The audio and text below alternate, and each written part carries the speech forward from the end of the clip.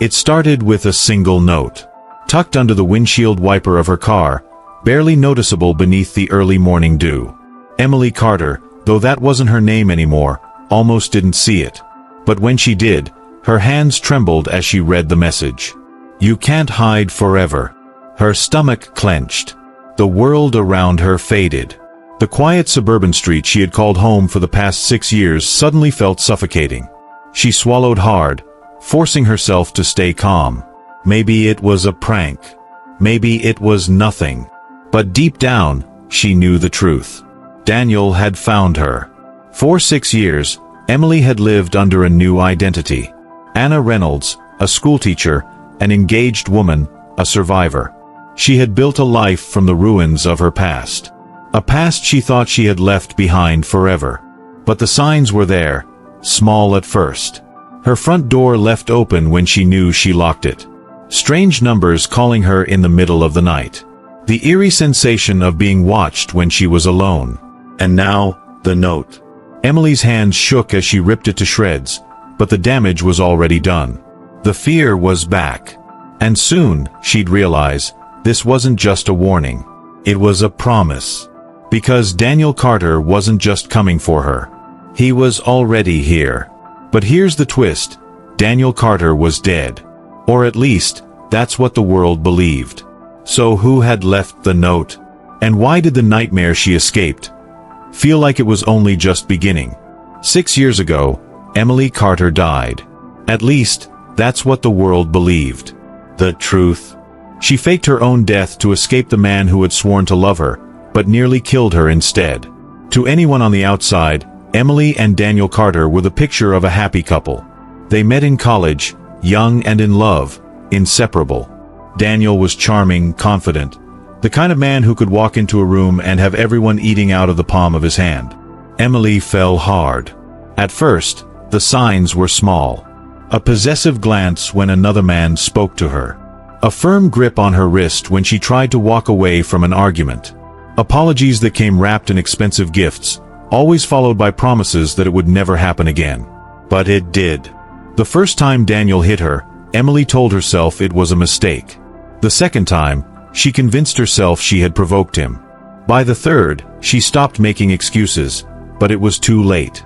The years that followed were a cycle of violence and control.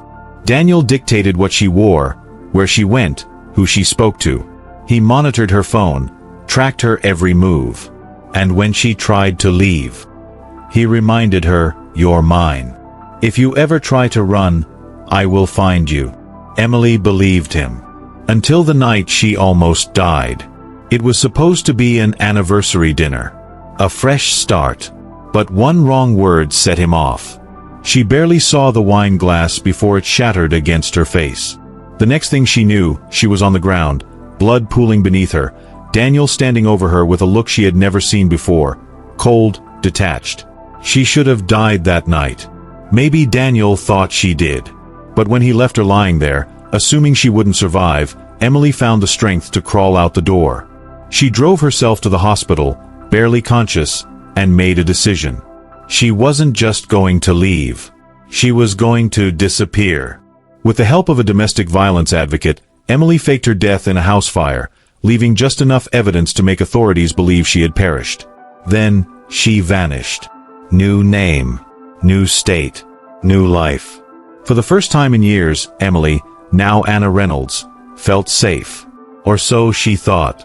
Because Daniel Carter never stopped looking for her. And now, after 6 years, he had finally found her. It was a quiet night in the suburbs.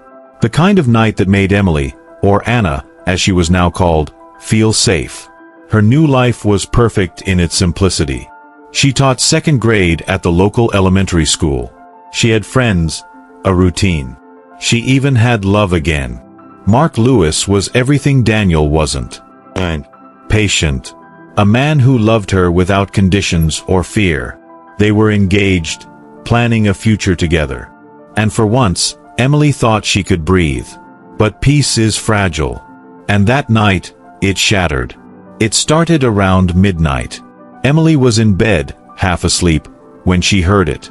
A faint creak, like a floorboard groaning under the weight of a footstep. She froze.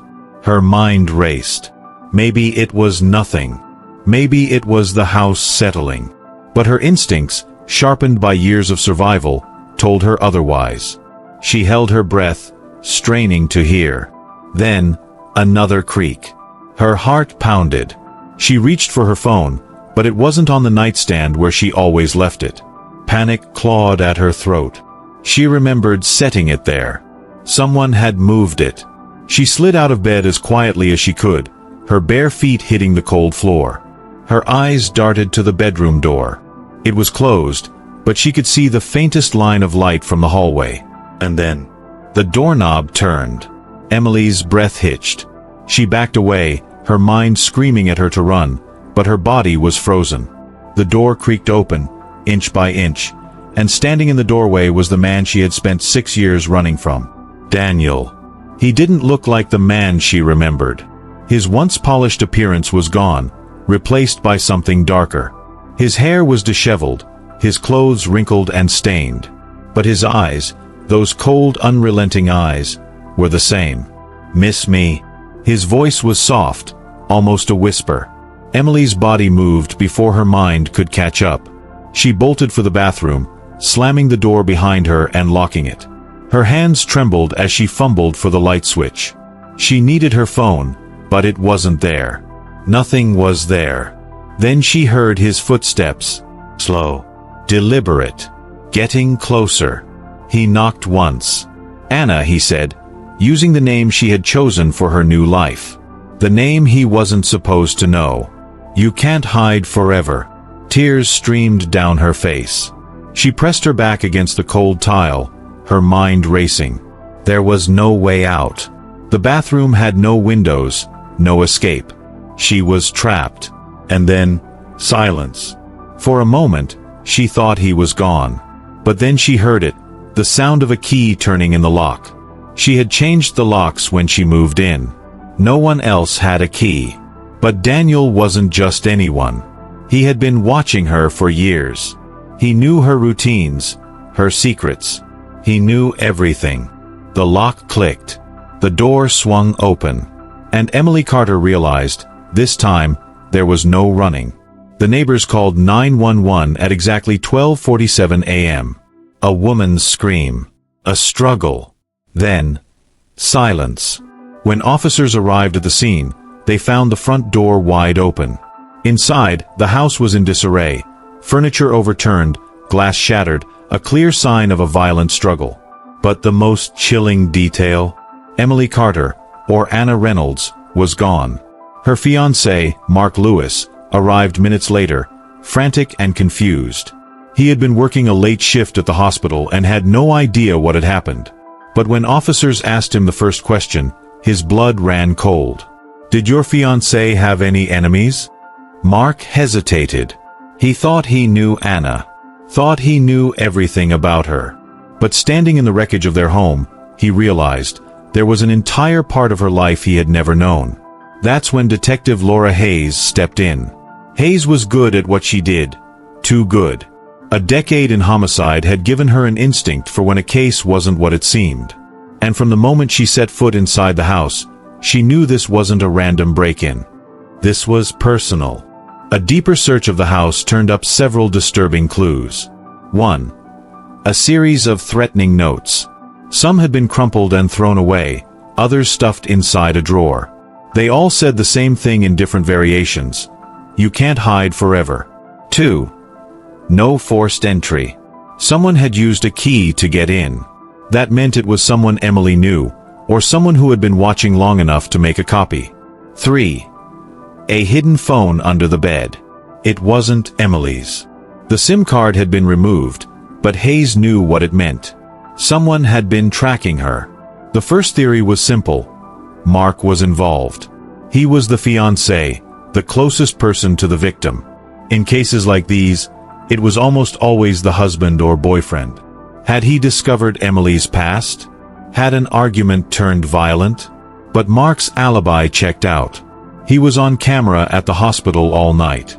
And his reaction, raw, devastated, felt real. The second theory. A stalker. Emily was beautiful, kind, and well-liked in the community. Could someone have become obsessed with her? Could an admirer have uncovered her secrets and taken things too far? Then came the third theory, one that sent chills down Hayes' spine. Emily Carter had died 6 years ago. The police report confirmed it. A house fire, remains found in the wreckage. Case closed. But if that was true, who had just kidnapped her? And then, an even darker possibility crept into Hayes' mind. What if Daniel Carter had faked his death, just like Emily had? The idea seemed impossible. The case file on Daniel was clear. His body had been found, the death ruled accidental. But when Hayes pulled the old records, something didn't sit right. The remains had never been positively identified. The body had been too badly burned. The case had been closed based on circumstantial evidence. What if the whole thing had been a setup? What if, all these years, Daniel Carter had been alive, hunting her? Detective Hayes didn't have time to waste. She issued a statewide Amber Alert for Emily, treating it not as a missing persons case, but as an abduction. And then, she dug deeper. She pulled every financial record, every surveillance tape, every possible lead that could tell her where Daniel had been for the past 6 years. What she found was worse than she imagined. Daniel Carter had disappeared from public record the same time Emily did. No credit card activity, no job history, nothing. But that didn't mean he was gone. In fact, the opposite was true. He had been in the shadows all along. A series of grainy security camera images, spanning 6 years, multiple states. A tall man in the background, just barely out of focus. Always near places Emily had lived. Never enough to confirm an identity, but enough for Hayes to know. Daniel Carter never stopped watching her. And now, he had her. But what Hayes didn't know, Emily wasn't just a victim anymore. She was about to become something much more dangerous. Detective Laura Hayes had seen a lot in her career, but nothing like this. She was staring at a case file that shouldn't exist. Daniel Carter was dead. That was the official record. But the security footage told a different story. The same man, always lurking in the background, in every city Emily had lived in for the past 6 years. And then there was the DNA hit. A glass found at the crime scene, part of the broken wine glass from the struggle, had 2 sets of fingerprints. One belonged to Emily. The other? Daniel Carter. He was alive. Hayes didn't have time to process the implications. A ping came through on Emily's phone records. A call made from her number, after she had disappeared. It lasted only a few seconds, but it came from an abandoned cabin in the woods, just outside city limits. Hayes grabbed her team. No time to wait. No time to plan. If Daniel had her, she might not have much longer. They arrived at the cabin at dawn. The door was slightly open, swaying in the breeze. Inside, the air was thick with the scent of damp wood and something metallic. Blood. Gun drawn, Hayes stepped inside. Her eyes swept the room, and that's when she saw him. Daniel Carter. Sitting in a chair, hands tied behind his back. Blood dripping from his nose. A deep cut along his temple. And standing over him, holding a gun with both hands, was Emily. But this wasn't the Emily Hayes had seen in photos. This wasn't the scared woman who had spent years running. This was a woman who had stopped being afraid. Her hands were steady. Her eyes, cold. She didn't even flinch as the officers rushed in. She just looked at Hayes and said, "I told you. I'm not a victim." Daniel groaned, trying to lift his head. Hayes could see now. His right eye was swollen shut, his lips split. He had been beaten. By her. And then Emily said something that sent a chill through everyone in the room. "I was never running from him. I was waiting for him to come to me." The officers took the gun from her gently. She let them. But there was no fear, no regret. Just quiet satisfaction. Daniel Carter, the man who had hunted her for years, was the one in chains now. And he would never hurt her again.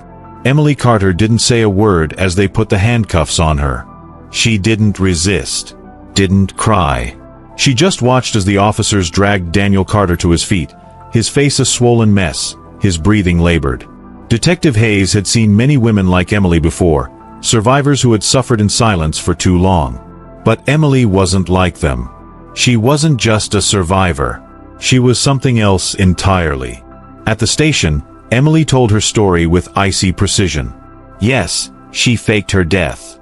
Yes, she started over.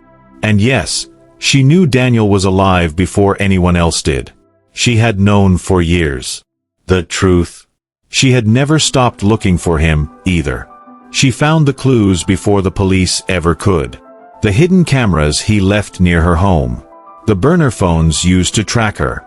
She saw him in crowds, just a shadow slipping away before she could catch him. And she knew, one day, he would come for her. So she let him. She waited. And when the moment came, she was ready. Daniel Carter was charged with breaking and entering, stalking, and attempted murder. His fingerprints matched the ones left of the crime scene. His blood was found inside the house. But here's where it gets complicated. Emily Carter was also charged.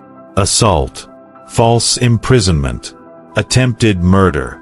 Because when the police found Daniel in that cabin, it wasn't just a struggle. Emily had tied him up.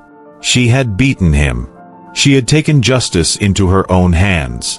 And that raised a chilling question. Where is the line between self-defense and revenge? Emily wasn't a helpless victim anymore. But did she go too far? Some called her a hero, others, a criminal. What do you think? Was Emily justified in what she did? Or did she become the very monster she was running from? Let us know in the comments below. And if you want more stories like this, where the truth is darker than fiction, subscribe and turn on notifications. Because sometimes, the scariest crimes are the ones we never see coming.